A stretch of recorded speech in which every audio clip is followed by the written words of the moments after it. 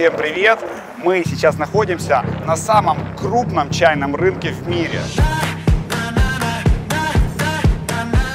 Площадь этого рынка 75 квадратных километров. Сейчас немножко детальнее попробуем узнать у эксперта по чаю Евгения Смолия, у которого здесь есть своя точка.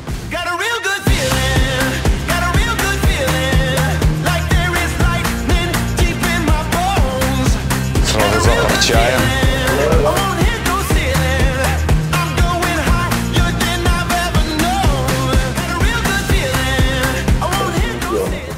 Помыть просто чай. Первая заварка. И не все чаи мыть надо. Больше. Мы сейчас находимся на Нанфане. Нанфан Чае Шишан. Это нанфанский оптовый рынок. Собственно, сам Фансун занимает 74 квадратных километра. То есть 16 метров продолжается чайный рынок. То есть есть там рынок упаковки, рынок оптовый, рынок ритейловый, рынок брендовый. Рынок очень большой. За время своего существования он уже несколько раз просто разделился жилыми кварталами на части, да, то есть выросли как бы места проживания работников там. А есть еще рынки какие-то по Китаю подобные или то есть побольше, например? Слушай, ну во всех чайных провинциях, так называемых чайных провинциях, где чай выращивается, во всеех есть региональные большие рынки, локальные. То есть... Почему именно чай? Почему именно чай? Вот он такую популярность набрал, почему здесь его любят? Вот в чем? Ну, в Китае вообще традиции это важно. То есть дань традициям отдается в полной мере. То есть это страна, которая традициями живет, потому что большое количество людей, их надо как бы к чему-то какому-то общему знаменателю приводить. Да? Если, например, в Индии это религия, то есть все в религии, да? Все в религии, в йоге там, и так далее, то в Китае это в традиции.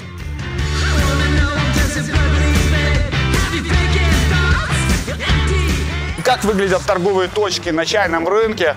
Обратите внимание, вот просто заходите в магазин, сразу что бросается в глаза, это огромные блины чая и много-много коробок, потому что китайцы отправляют сейчас в основном товар транспортными службами, которые заказываются через интернет. Много блинов, много чая. Гуляют дети, потому что родители работают, и папа, и мама, дети растут в магазинах. И с самого детства уже учатся, как продавать. Они видят своими глазами, как зарабатываются деньги. На китайских рынках это можно очень часто встретить. Вот и смотрите, чай продается.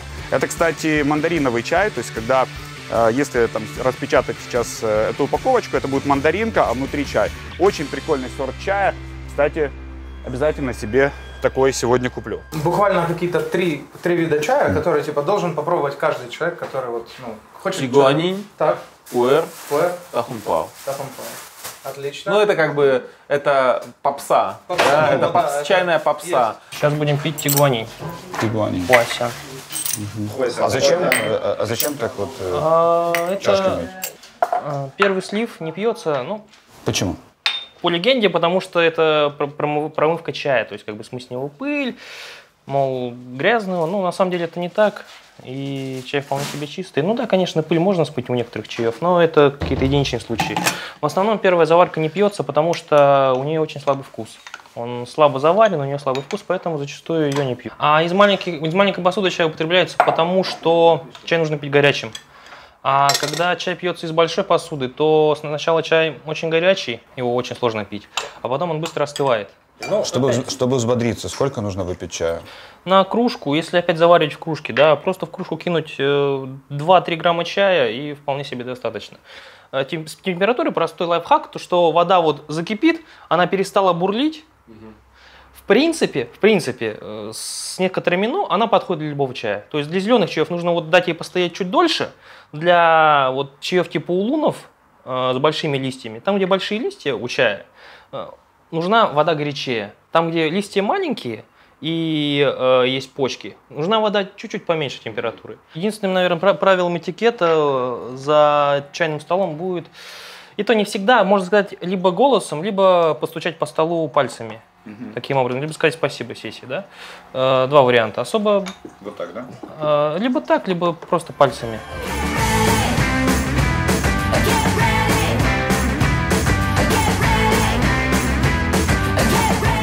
Ну, друзья, конечно же, если для вас самый любимый чай – это чай в поезде с сахаром и с лимоном, то для вас вкус этого чая ничего не будет значить.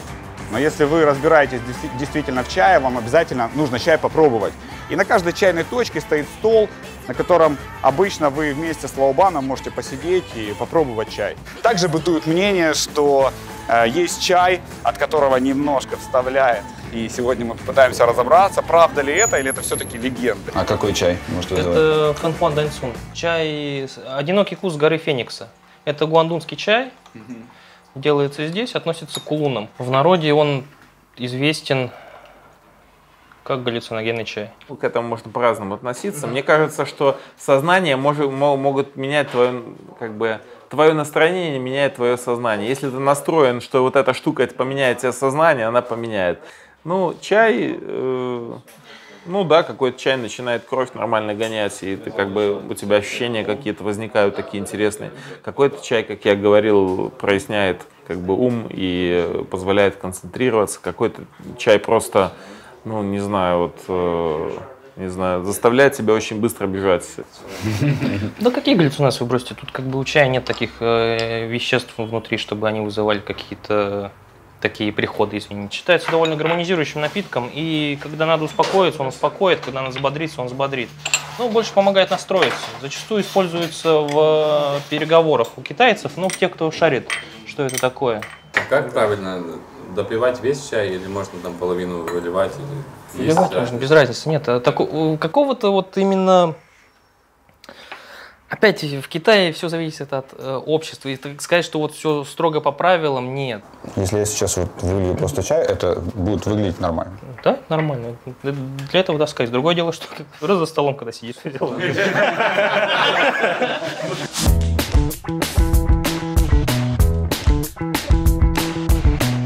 Например, там зеленый, черный, красный, белый чай. Что это все значит? Есть ли там дорогие, дешевые? Это классификация просто китайская. Если в мире принята классификация как черный-зеленый, всем известная, то в Китае у них чуть больше групп чаев, и они делятся по степени ферментации. Если коротко, то яблоко надкусить, если оно будет сначала светлым, потом оно будет все окисляться, и будет все темнее, темнее, темнее. С чайным листом та же самая история. С одного чайного куста можно сделать практически все группы чаев, которые есть, да. То есть как, если зеленый чай, задача зеленого чая просто взять, передать вкус свежего зеленого листа.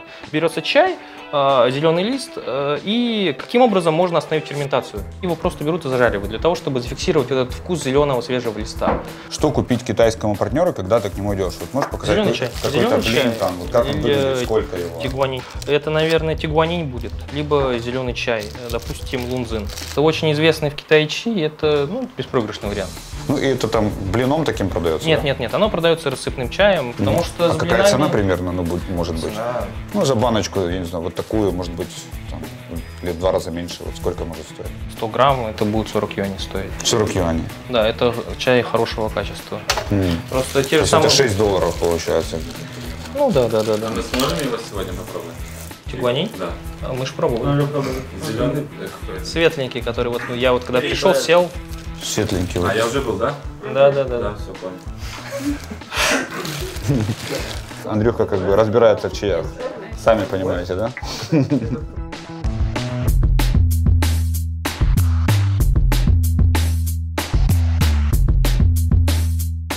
Слушай, а по поводу чайных этих, как они называются? Чайные доски. Чайные доски, да. Чайные доски, столы. Есть какая-то история с этим? Какие покупать или просто там... Какие покупать? Покупать те, которые нравятся на самом деле, потому что у каждого материала есть свои плюсы и свои минусы. Допустим, эта штука, она выглядит неплохо, ее сложно прожечь, она вся такая классная, но если за ней не ухаживать, воду не убирать и так далее, она начинает пахнуть. А дерево, в свою очередь, там, так как покрыто лаком, зачастую лак не всегда бывает высокого качества, поэтому, когда всякая такая тема горячая попадает на этот лак, он начинает белеть, и появляются такие белые засветы на деревянной доске. Самый оптимальный вариант, на самом деле, самый дешевый. В последнее время стали продаваться пластиковые такие поддоны, сверху бамбуковая дощечка, снизу пластиковый поддон. Офигенная штука, она стоит недорого, и в дорогу с собой можно брать, и функционал тот же самый, что и здесь, только, разве что объем поменьше. Жень, а что это за футболка у тебя? Баска. Ну, есть такой бренд футболок.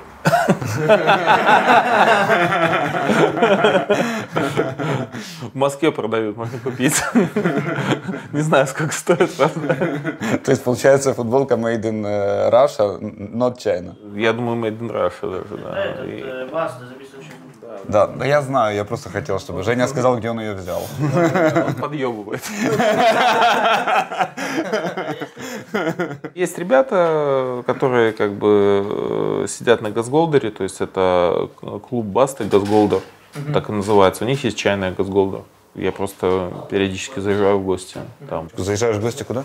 Ну туда, на Газголдер, в чайную. Говорю привет, уезжаю. Пацаны, Газголдер, привет. Привет. Андрей, привет, Денис, привет.